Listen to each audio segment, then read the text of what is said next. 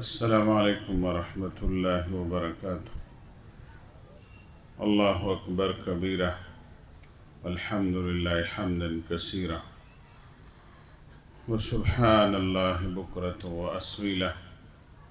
اللهم صل على سيدنا محمد وعلى آل سيدنا محمد وعلى آله وأصحابه وأزواجه وذرياته وأهل بيته أجمعين. دغلوی اللہ پاک دا پارا حمد دا اللہ شکر ادا کو الحمدللہ. اللہ پاک ممتدہ معصوتن دا پر ازمندہ دا کولو توفیق راکلل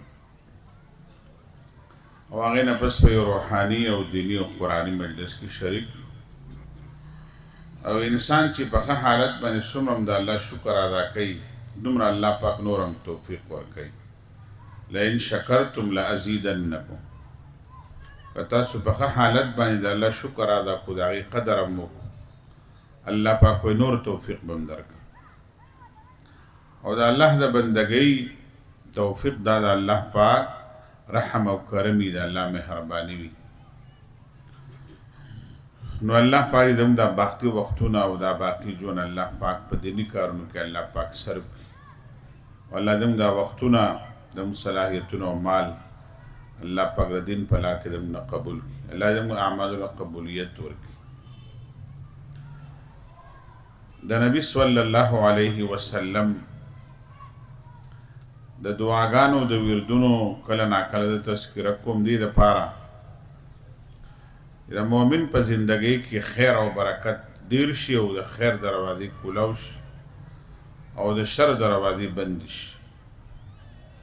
مونگا طول مسلمانان دا خیر طلبگاری دا اللہ نا خیر غوارو او دا اللہ پاکنا دا دنیا دا ہر قسم شرون نا پناہ غوارو او دا ہر انسان خواہش چا اللہ پاک ما تا خیر رکھ او دا شر نا محفوظ پاتی شم. نو یو با اہم دعا چاہا کل مومن مسلمان وائی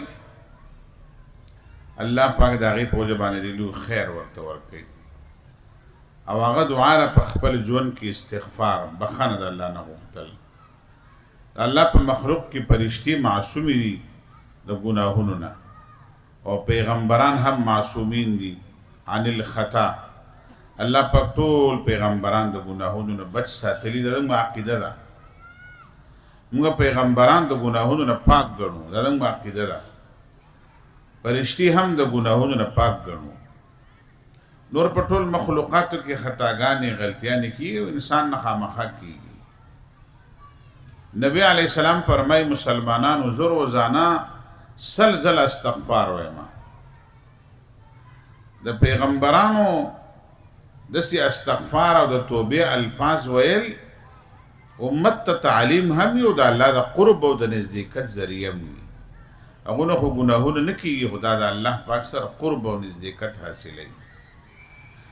نو نبی علیہ السلام فرمائی دا سلزل استغفار ویم بدر روایت کی راضی او یازل روزانہ ویما او نبی علیہ السلام ترتیب داو چکل فرض مزبیا وکڑلو او دا فرض مانزن پس پہ سلام اگردولو بیا براتاو شولو مختدیانو تبیا مخکڑ صحابیو بی اللہ اکبر یو ذل بیویل او درے ذل بیویل استغفر اللہ استغفر اللہ استغفر اللہ اللہم انت السلام ومنک السلام تبارک یا ذا الجلال والاکرام. 33 بار بے سبحان اللہ ویل 33 بار بے الحمدللہ ویل 33 بار بے اللہ اکبر ویلو. و نبی علیہ السلام دا فرض مانزنا پس استغفر اللہ اللہ بخنا وارا او دا وجر نبی علیہ السلام ویل دی جمال الذي مل استغفار جعل الله له من كل ضيق مخرجا ومن كل هم فرجا ورزقه من حيث لا يحتسب. کہ کم مومن مسلمان پزان من استغفار لازم کو اللہ بے ہر پریشانی ختم کی. دا اللہ رسول وی اللہ بے ہر تنگین و مشکل نرا بہر کی و اللہ پاک بول رزق ورکی جدا سے زین چلے گمان و وہم بنے.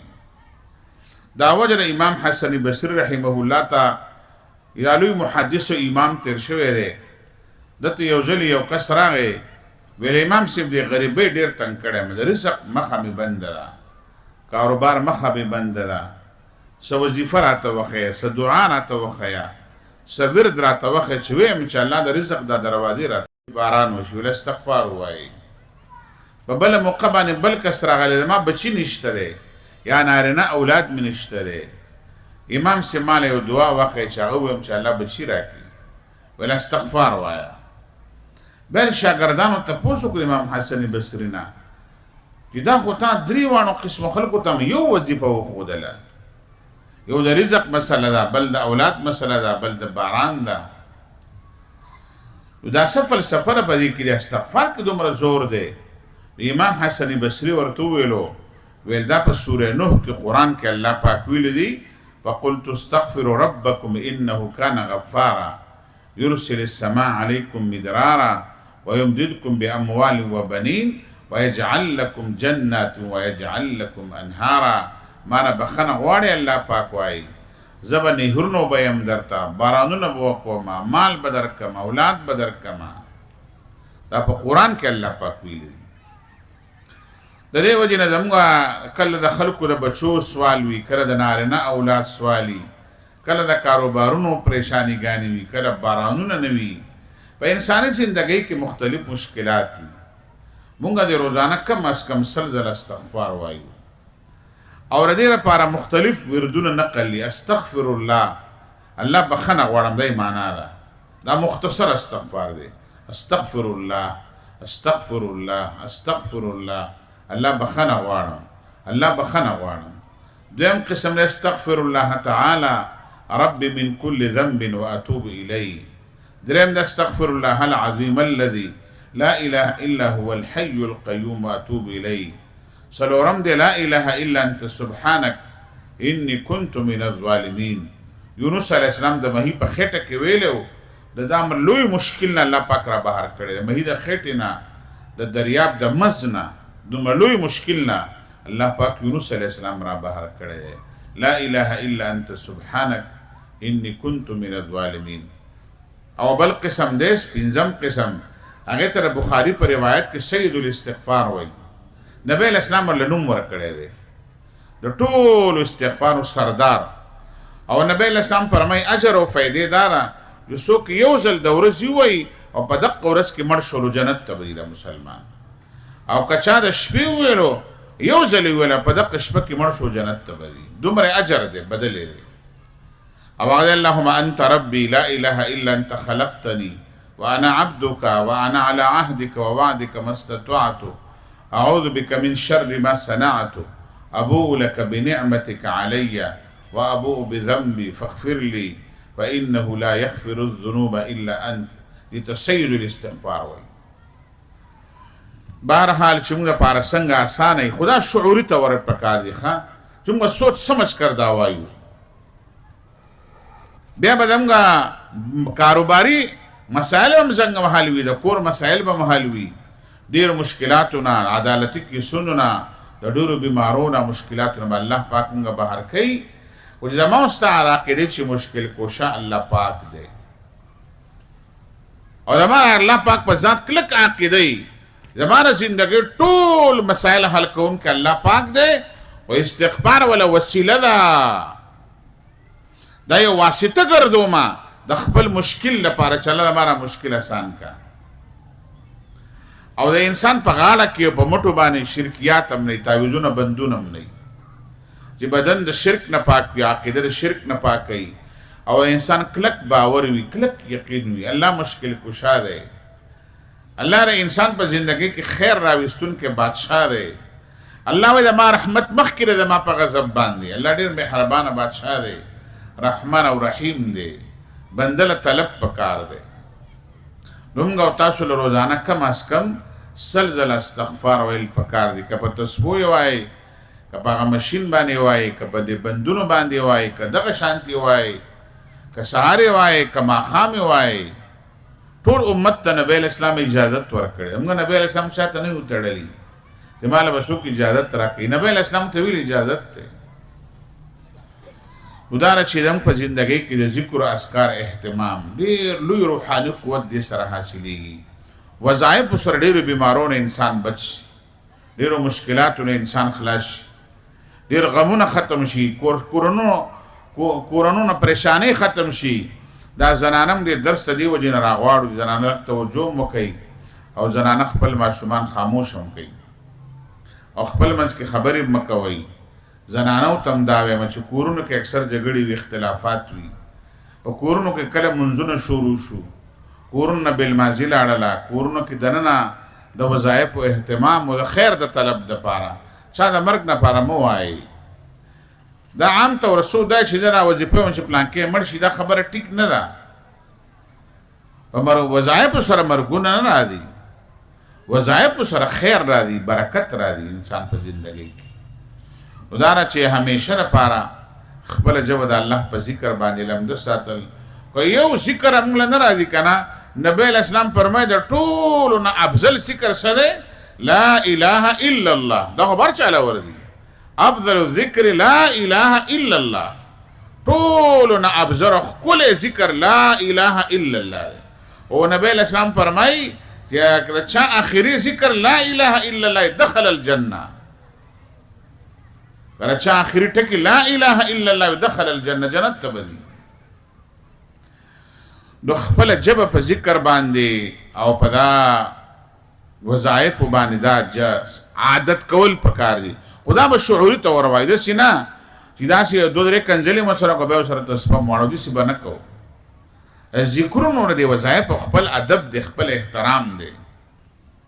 د هر شي ادب او احترام او د هغې طرف په قدر په نظر کتل او زموږ د عقیدې په لحاظ سره ټیک وله به دا وظایف اثر کوي. نو الله پاک دی زمونږ راجب الله پاک همیشه په ذکر راوړي. موږ دا مجلسونه دې دپاره کوو، په دې کې زموږ څه بل مقصد نشته. موږ د یو بل ته را خبرې کوو چې راځئ خپل زندګۍ نه دا سستي او دا غفلت چې ختم کړو. څو پورې به موږ دقه شان په غفلت کې پراته یو. راځئ قرآن او حدیث تلقي نو، راځئ د قرآن او د حدیث زده کړو، خپل زندګونو غلطیانې لرې کړو، د خپل زندګۍ اصلاح وکړو. او ډېره زندګي خو د قیامت په نښو کې ونښه دا ده د زندګۍ سپټ پسې وایي ښه، دومره تیزۍ سره زندګي روانه ده، ختمیږي. دا ده چې د خپل زندګۍ کې خیر او برکت دپاره وظایف تلاش شو. نننی سبق زموږ په 13 نمبر صفحه باندې دی. اعوذ بالله من الشیطان الرجیم، بسم الله الرحمن الرحیم. وقضى ربك ألا تعبدوا إلا إياه وبالوالدين إحسانا إما يبلغن عندك الكبر أحدهما أو كلاهما فلا تقل لهما أف ولا تنهرهما وقل لهما قولا كريما واخفض لهما جناح الذل من الرحمة وقل رب ارحمهما كما ربياني صغيرا ربكم أعلم بما في نفوسكم إن تكونوا صالحين فإنه كان للأوابين غفورا وآت ذا القربى حقه والمسكين وابن السبيل ولا تبذر تبذيرا إن المبذرين كانوا إخوان الشياطين وكان الشيطان لربه كفورا وإما تعرضن عنهم ابتغاء رحمة من ربك ترجوها فقل لهم قولا ميسورا ولا تجعل يدك مغلولة إلى عنقك ولا تبسطها كل البسط فتقعد ملوما محسورا إن ربك يبسط الرزق لمن يشاء ويقدر إنه كان بعباده خبيرا بصيرا سبحان ربك رب العزة عما يصفون وسلام على المرسلين والحمد لله رب العالمين. ډیرو درنو عزتمندو مسلمانانو ورونو او مسلمانانو خویندو، الحمدلله د څلورمې ورځې د فهم قرآن کلاس باقاعده تلاوت کلام پاک نو درس حدیث نو شولو نئی موضوع دم دا اسلام کا معاشرتی اور سماجی نظام. اسلام انسانی زندگی کی چې کم ژوند تیری په خپل محله کې، په خپل کور کې، په خپل خاندان کې، په خپلو بچو کې، خپل مور او پلار سره، خپلوانو سره اسلام څومره ښکلی نظام ورکړی دی. انسان به خپل معاشرتی ژوند څنګه تیری. او دا خبره موږ نن ځکه کوو زمونږ د مسلمانانو ډېر محدود سوچ دی د اسلام مطابق. زمونږ سوچ دا دی چې اسلام موږ ته څنګه مونځ ښودلی دی چې مونځ به په دې ترتیب کې نور زما خپله خوښه ده، د جومات نه به هر څه کوم دا زما خپله خوښه ده. ما ته د حج ترتیب ښودلی، حج به په دې ترتیب کومه، او چې د حج نه پس رالم بیا زما خپله خوښه ده. رمضان کې به ختمونه کوم او روژې به نیسمه، او چې رمضان ختمیږي بیا زما خپله خوښه ده چې څه کوم هغه به کومه. هغه څلورو ارکانو ته به دغه یو محدود وخت دپاره په جومات کې هم بس یو 4-5 منټه 10 منټه جومات کې دغه وخت دی، نور زما خپله بهر خوښه ده چې څه کوم دا به کومه. شریعت وایي نه داسې نه ده. د دې مونځ مقصد دا دی چې ته راشه الله پاک ته ودرېږه او د لمانځه کې د الله سره بیل وضونه وکړه. بلې بهر معاشرتي زندګۍ کې څه خبرې بندې دي، ښه هغې نه ځان بچ که. څنګه چې ځان بچ کړم، څنګه چې په مانځه کې ځان د خبرو نه بچ کړو. مانځه کې خبرې نه شي کولی، که په مانځه کې د خبرې وکړې مونځ دې مات دی. بهر دقه شان د جومات نه بهر دروغ بند دي، غیبت بند دی، کنځلې بند دي، د چا بېعزتي کول بند را، پیغور چاته ورکول بند دي، د چاته مسخور کول، مسخرې کول، د چا پیښې کول دا بند دي، دا به نه کوئ. په مانځه کې اخوا دېخوا کتل منه دي. دقه شان چې بهر راوځي معاشرتي زندګۍ کې پردو زنانو ته کتل منه دي، پردو سړو ته کتل منه دي. د زنانو په مانځه کې ګرځېدل منه دي. په مانځه کې که څوک ګرځي مونځ یې مات شولو. دقه شان په مانځه کې ځان د ګرځېدلو نه او د قدمونو نه منع کړی دی. دقه شان بهر په معاشرت کې بغلا تلل منه دي، شرابخانې ته تلل منه دي، د چا په قتل پسې تلل منه دي، ځینې قدمونه اخیستل منه دي. څنګه ځان منع کړم؟ څنګه چې په مانځه کې ځان منع کړلو. دا معاشرتي عاداشونه دي په مانځه کې 5 وخته بار بار انسان ته ور یادېږي. په مانځه کې موږ ګوره لاسونه ډېر په عاجزۍ باندې، څوک لاسونه د نامه لاندې ږدي، څوک یې پورته ږدي، څوک یې په سینه باندې ږدي. دا ادب په مانځه کې ولې دی؟ بهر معاشرتي زندګۍ کې مشرانو ادب به کوئ، ښه کشرانو باندې به شفقت کوئ، د مور و پلار ادب به کوئ، د مشر ورور او د مشر خور ادب به کوئ، ښځه به د خاوند ادب او احترام کوي. به دا په مانځه کې آداب چې ښودلي دي دا د معاشرتي زندګۍ آداب دي. که مونږ د مستم په صحیح طریقه باندې توجه وکړله د مانځه نه ډېرې خبرې زده کېږي.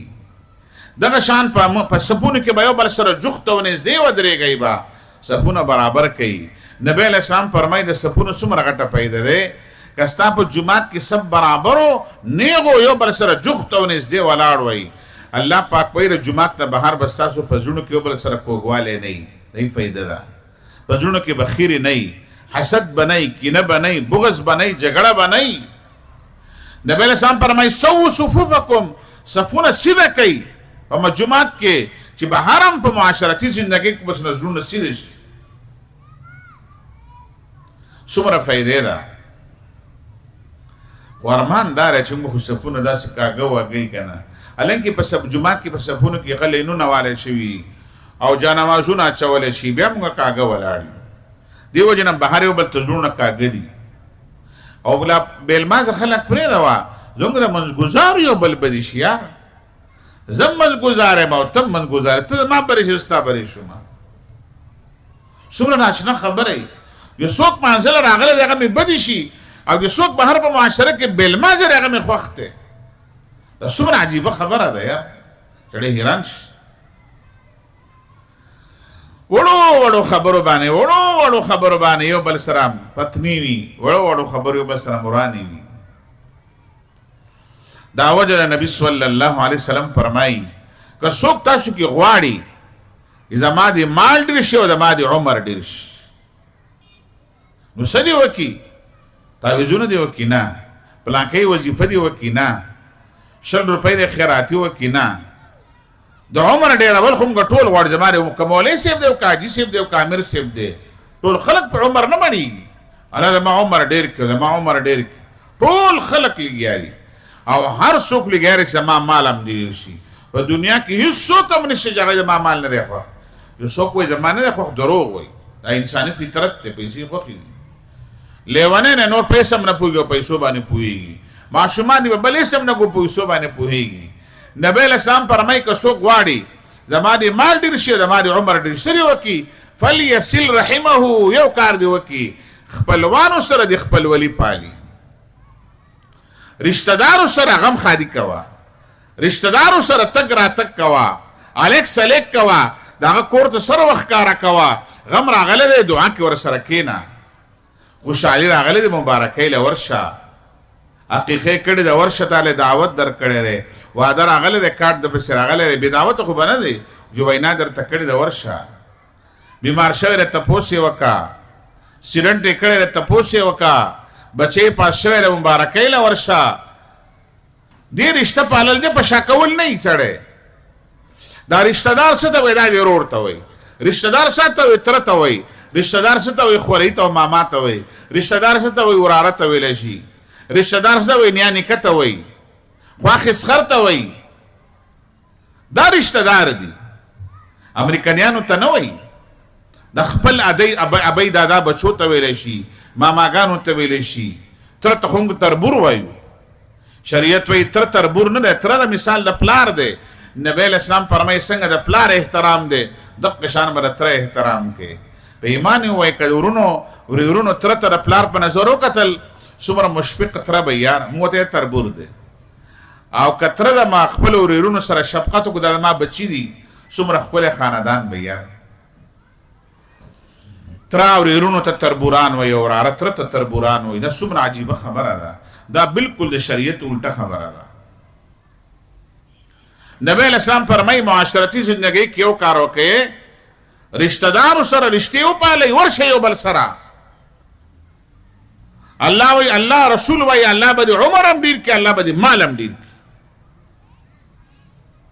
خو دا خو ډېر پښتنو لپاره ډېر ګران کار دی او زنانه نه دي دا خو په دې کاته کې ډېرې ګناهګار دي ځکه موږ درس لا راغو دا ډېرې مرادي ښه زنانه د نارینو په تعداد سره په یو به ډبل باندې نه چې په تریپل باندې وي سل سړي راغلي 300 زنانه راغلي او زما درس غوږ نه ږدي خپل من کې خبرې کوي دویم خبرې مه کوئ ما ته توجه وکئ زنانو ته وایم رشتې به تاسو پالئ ښه نارینهو دا رانر نشي کولی که بیبیانو ته هم که تاسو رشتې وپاللې او د هلک خور د خپله د کور پرد وګڼودلو د هغه مور و پلار ته دې خپل خواخسخر ته د مور و پلار په نظر وکتل او لیورونو ته دې د لیورونو د ورونو په نظر باندې وکتل څومره ښکلی کور به او خواخسخر ته وایو که تا د انګور ته د لور په نظر وکتل دومره ښکلی کور به دواړه طرف ته انتها پسندي ده خواخسخر انګور ته د پردیلو په نظر ګوري او انګور د مور و پلار ته د خواخسخر په نظر ګوري دا ما خو خواخسخر دي مور و پلار مې نه دي ځکه معاشرتي زندګۍ کې ډېر بګړاو دی یار